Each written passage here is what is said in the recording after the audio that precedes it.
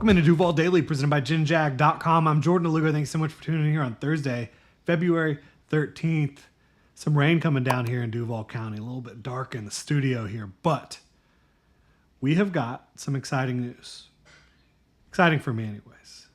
The Jacksonville Jaguars, they met with Chris Paul Jr. at the Shrine Bowl, and this is one of the first reports that we have about the Jaguars meeting with a draft prospect.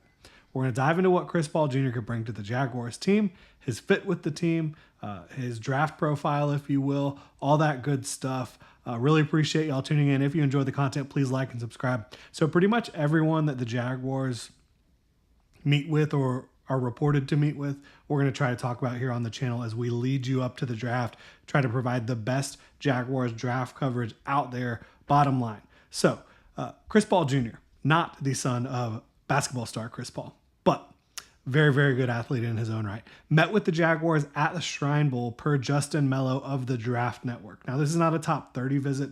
This is not, top 30 visit, that's a misnomer. It's really a 30 visit. Just because you're in a top 30 visit does not mean you're considered by a team one of their top 30 players. It just means you're one of the 30 players that they want to formally meet with and bring into their building, right? So this was not one of those types of visits, but he did meet with the Jaguars along with, I think, 7 other teams were listed from his Shrine Bowl interviews and meetings. So Chris Paul Jr. is an Ole Miss linebacker, off-ball linebacker, transferred from Arkansas to Ole Miss for the 2024 campaign and had himself a heck of a season, quite frankly. He just turned 22 years old. He's 6'1", 224 pounds, 30-inch arms. Just under 6'1" at 6 7/8, and then just over 30-inch arms. So you look at the size profile. That is not a real big linebacker. 224 pounds. This day and age, that's not nearly as light as it was like 5-10 years ago. It's plenty big, and the way he plays, it certainly is. And then the 30-inch arms, though, that's something that when you talk about a guy having 30-inch arms, how does it impact the way he plays? Does it make it more difficult for him to get off blocks? Does he miss tackles because he has shorter arms? All these things are stuff you keep in mind when watching tape, when you get a measurement that's not quite ideal, right? So before we get to the draft profile, do the Jaguars need an off-ball linebacker? Going into this year, I honestly don't know. From my perspective, I would say it's not super high on the list of needs. I think any defensive coach, and the Jaguars do have entirely new defensive coaching staff, I think any defensive coach would be pretty darn excited to be working with Foye Oluokun, and he is under contract for the next several years. The Jaguars don't really have much wiggle room on their ability to move on from him, and I don't think they should want to. He's a leader. He's a hard football player, brings it every single play, constantly among the league leaders in tackles, always among the Jaguars leaders in stops, tackles that constitute a losing play for the offense, right? So Foye Oluokun, I think, is definitely locked in as a starter for you. Now, I think looking beyond Foye Oluokun on the roster, you talk about Devin Lloyd, Ventrell Miller, Chad Muma. I think it's fair to question what a defensive staff would think about any of those guys. Devin Lloyd really, at his peak, he plays like somebody you'd love to have in your starting lineup. But the floor is pretty disappointing at times with Devin Lloyd when you look at some of the just missed assignments, really, is what it comes down to. And then Ventrell Miller, he doesn't have the same natural physical ability and athleticism that Devin Lloyd brings to the field and length, but he gives it his all, certainly, but a little bit limited physically, from an athleticism standpoint. Chad Muma has failed to impress, came in the same draft class as Devin Lloyd. So I think it's fair to ask the question, would this defensive staff recommend adding another linebacker, and would this organization feel pursuing off-ball linebacker might be vital for this defense to operate at its highest capacity? I definitely think that's possible.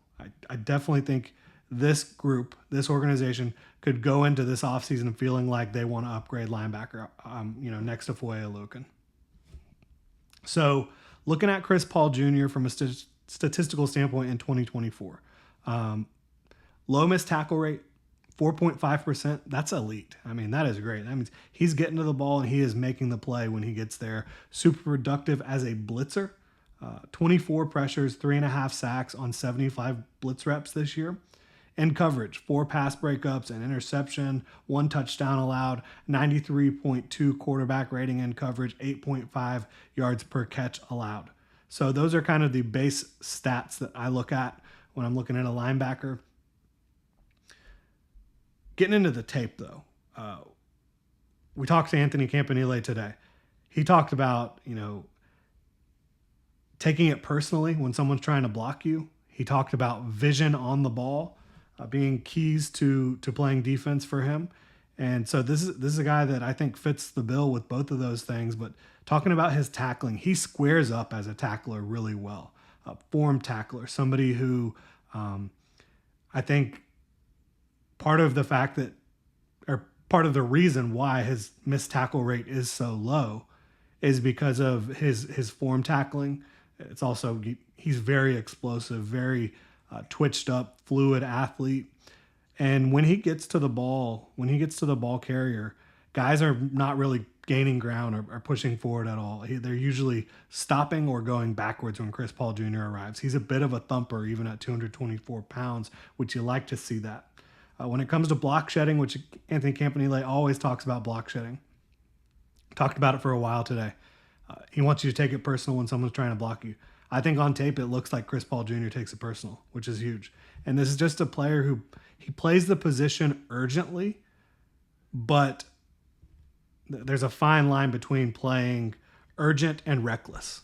I think it's urgent, but really impressive vision, instincts, eyes, and understanding of what the offense is trying to do. He has that vision on the ball that Anthony Campanile talks about, I think, very consistently on tape.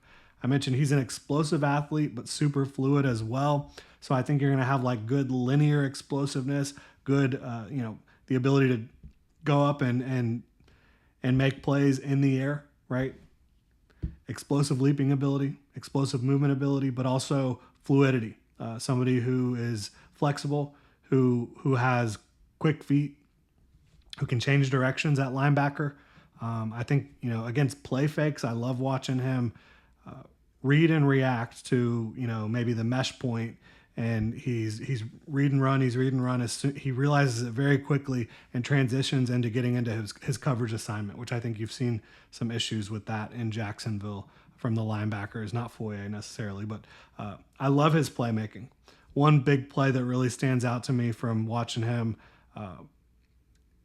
a pass gets tipped up into the air at the line of scrimmage against LSU, and it's kind of fluttering towards him. He's in coverage of the LSU running back. LSU running back has position to try to catch the ball or knock it away, and Chris Paul Jr. elevates, and instead of trying to catch the ball himself, he tips it back towards his defensive lineman who is waiting there to pick it off. I just thought that was a heads up, great play, real instinctive.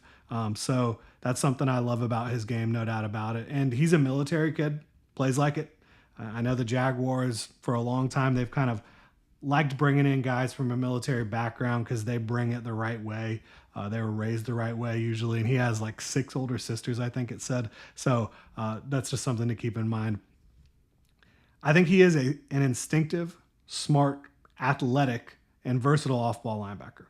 Brings it consistently. I think he would fit Anthony Campanile's, vision for what a Jaguar defender plays like.